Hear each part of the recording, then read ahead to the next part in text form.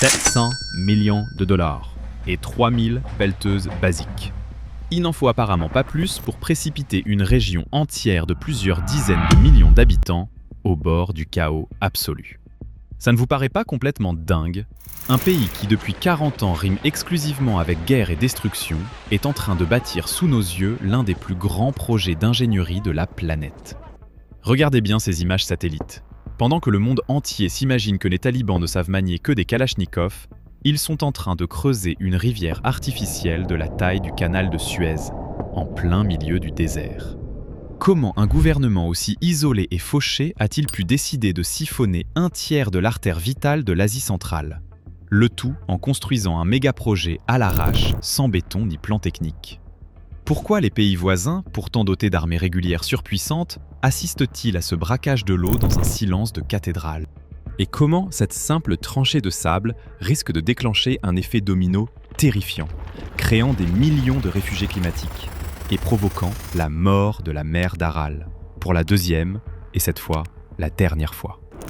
Aujourd'hui, on dissèque l'anatomie de cette guerre de l'eau qui nous pend au nez.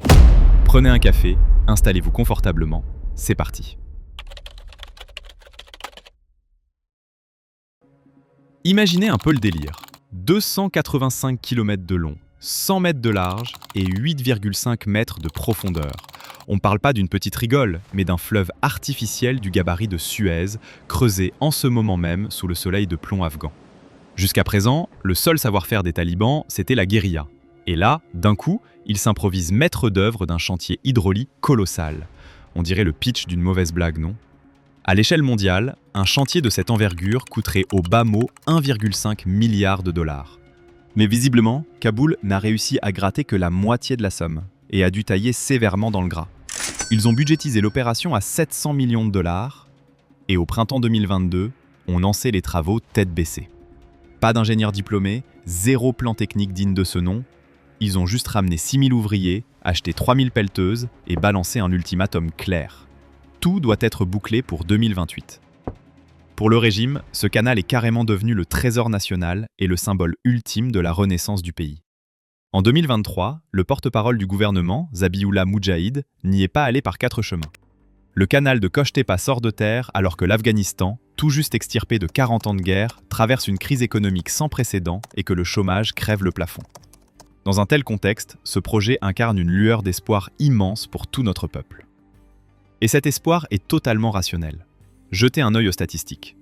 L'agriculture pèse un tiers du PIB afghan et 60% de la population y bosse. Plus de la moitié du pays survit littéralement grâce à la terre. On comprend vite pourquoi Kaboul s'accroche à ce chantier comme à une bouée de sauvetage. L'objectif affiché est titanesque. Pomper 10 km3 d'eau par an du grand fleuve Amu Daria, soit près de 30% de son débit total, pour transformer 550 000 hectares de sable mort en un océan de champs de blé. C'est un énorme flex géopolitique de la part d'un État paria, et un triomphe absolu de l'ingénierie. Sur le papier, c'est beau, mais les chiffres, eux, sont impitoyables. Et quand on s'y penche de plus près, l'ampleur du désastre qui arrive donne des sueurs froides. Zoomez sur ces images satellites. Vous voyez des centrales à béton, des géomembranes d'étanchéité pour tapisser le fond et empêcher l'eau de fuir, comme on le fait partout ailleurs? Rien du tout. Koch-Tepa est construit à vue de nez. Dans le BTP mondial, plus personne ne bosse comme ça depuis les années 50. Un canal moderne, c'est un sandwich high-tech.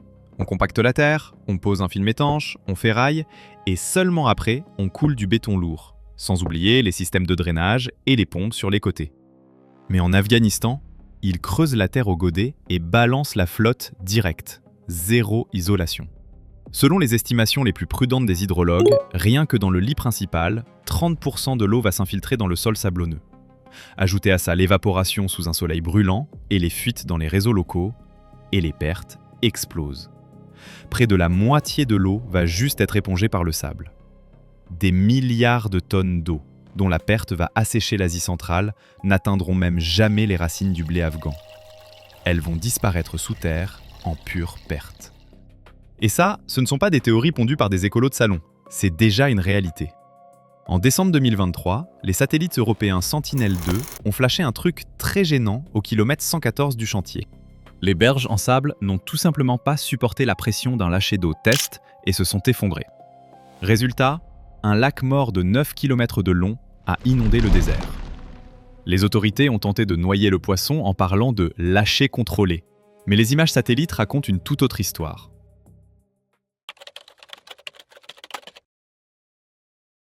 À cause des conflits à répétition, le pays n'exploitait quasiment pas cette ressource, se contentant d'à peine 2 km3 d'eau par an. C'est 10 à 11 fois moins que ce que l'Ouzbékistan ou le Turkménistan prélèvent aujourd'hui. Mais aujourd'hui, les règles du jeu ont changé. Avec ce seul canal, les talibans comptent siphonner 10 km3 à l'année. L'appétit de Kaboul vient de faire x5. Regardez bien ce graphique pour comprendre le poids monstrueux de l'agriculture dans le PIB ouzbek et turkmène. Maintenant, regardez la carte en aval. En Ouzbékistan, les régions de Khorezm, de Boukhara, du Surkhan Daria et la République autonome du Karakalpakstan dépendent vitalement de l'Amou Daria. Ça représente 9 millions d'habitants. Côté Turkménistan, ce sont les provinces de Dashoguz et de Lebap qui sont sous perfusion de cette même eau, soit 3 millions de plus. 12 millions de personnes au total. C'est la population d'une mégalopole comme Paris. Et ces gens ne bossent pas dans des open spaces, ils vivent de la terre. Là-bas, l'eau n'est pas juste un confort qui coule du robinet, c'est leur taf, leur bouffe, leur unique source de revenus. Quand le niveau de l'Amou Daria va s'effondrer, ces 12 millions de ruraux ne pourront pas juste se serrer la ceinture. Leurs rizières vont sécher, leurs champs de coton vont cramer, les fermes vont couler. On va assister à un exode de réfugiés climatiques d'une ampleur inédite en Asie centrale. Et c'est là que l'effet domino s'emballe. Quand l'Ouzbékistan perdra un tiers de son eau, Tachkent devra sauver ses régions du sud en urgence. Leur seule roue de secours, pomper massivement dans le deuxième plus grand fleuve de la région, le Syrdarya. Et boum, l'onde de choc percute le Kazakhstan. Si Tachkent tire plus d'eau du Syrdarya, le débit en aval va s'effondrer. Les régions sud du Kazakhstan, le Turkestan et Kyzylorda vont prendre un coup de massue. La petite mer d'Aral, que les Kazakhs ont maintenue en vie contre vents et marées, perdra son ultime source d'alimentation et s'évaporera pour de bon. Des tempêtes de sel toxiques vont balayer des milliers de kilomètres carrés supplémentaires. Regardez encore ces images satellites. En un demi-siècle, le 4e plus grand lac du monde est devenu un désert stérile, jonché d'épaves de chalutiers. Pourquoi ? Parce que les ingénieurs soviétiques ont totalement ignoré les limites de la nature. Pour gaver l'Ouzbékistan de coton, ils ont saigné les fleuves à blanc via des canaux en terre, exactement comme ceux que creusent les talibans aujourd'hui. Ils ont tellement pompé que l'eau n'arrivait plus à la mer, et l'écosystème a craché. Le Kazakhstan a réussi un miracle en construisant un barrage pour sauver au moins la partie nord, la petite mer d'Aral. Mais elle ne survit que grâce aux miettes d'eau que lui crache encore le Syrdarya. Et si, à cause de Kochstepa, Tachkent capte ce dernier filet d'eau, on assistera à la mort de l'Aral en direct. Et ce sera définitif. Ce ne sera pas qu'un drame local. Le fond de la mer à découvert va se transformer en une usine chimique géante. Les vents vont projeter dans l'atmosphère des millions de tonnes de sel toxique, mélangés à des décennies de pesticides accumulés. Pour que vous cerniez bien la puissance de cette bombe à retardement, les scientifiques ont déjà retrouvé des traces de cette poussière mortelle sur les glaciers du Tian Shan, dans la neige du Groenland et même dans le sang des manchots en Antarctique. Ce poison n'épargnera personne. La Banque mondiale tire déjà la sonnette d'alarme. Avec le dérèglement climatique et la guerre des ressources, l'Asie centrale risque de générer jusqu'à 2,4 millions de migrants climatiques internes d'ici 2050. En toute logique, si votre voisin se met à détourner un tiers de l'eau dont dépend la survie de vos propres citoyens, votre réaction devrait être immédiate et brutale. Soyons clairs, l'Afghanistan ne vole rien. D'un point de vue purement géographique, ils ont totalement le droit d'exploiter l'Amou Daria, vu qu'une partie de ce fleuve prend sa source chez eux. Ils ont le droit de creuser des canaux et de booster leur agriculture. Le vrai problème est ailleurs. Les talibans font ça en solo, de manière unilatérale, sans aucun traité international, en s'asseyant sur les quotas des pays voisins et en pulvérisant un équilibre hydrique déjà ultra sensible.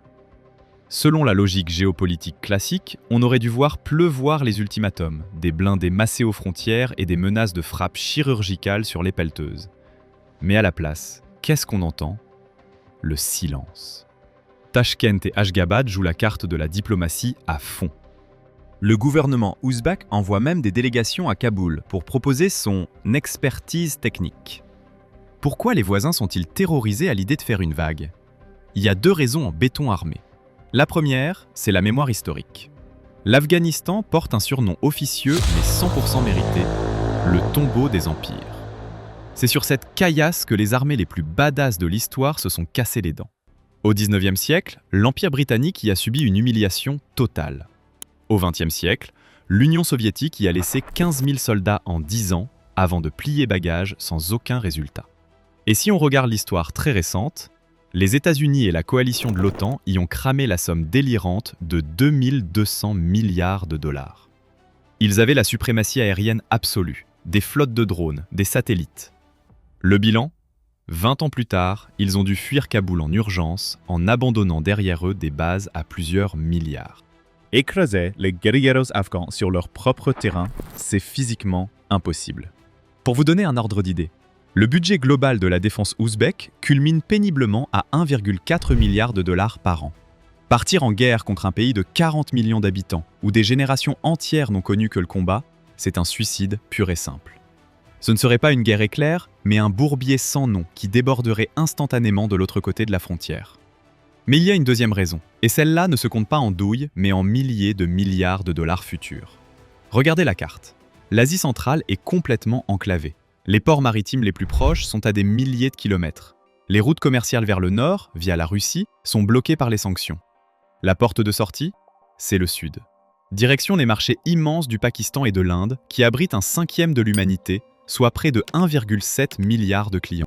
Direction les ports en eau chaude de l'océan Indien, comme Karachi ou Gwadar. Et le seul et unique moyen d'y accéder, c'est de construire le chemin de fer transafghan. Termé, Kaboul, Peshawar. Selon les économistes, ce projet à 5 milliards de dollars ferait fondre le temps de transport vers le Pakistan de 35 à seulement 5 jours. Tout en cassant les coûts de fret de 30 à 40%. C'est la clé pour sortir de l'isolement terrestre et déclencher un boom économique sans précédent dans la région. Sauf qu'on ne pose pas des rails sous un feu croisé. Pour sécuriser un transit pareil, il faut un minimum de stabilité. Et cette stabilité, aujourd'hui, ce sont les talibans qui la maintiennent, bon an mal an. Voilà pourquoi les pays d'Asie centrale se retrouvent coincés dans un piège géopolitique parfait. Ils sont obligés d'avaler des couleuvres et de regarder Koch Tepa siphonner leur eau. Ils ne peuvent pas déclarer la guerre à Kaboul, car c'est une guerre impossible à gagner. Et ils ne peuvent pas la jouer blocus économique non plus, car l'Afghanistan est leur seul ticket d'accès vers les océans. Les talibans ont très bien compris cette équation. Ils tiennent la région à la gorge et savent très bien que pour sécuriser ces futures routes commerciales, l'Asie centrale fermera les yeux sur le reste. L'Afghanistan reste pourtant vitalement dépendant de ses voisins. L'Ouzbékistan et le Turkménistan lui fournissent son électricité, tandis que le Kazakhstan lui livre jusqu'à 70% de son blé. C'est une sacrée carte à jouer sur la table des négociations.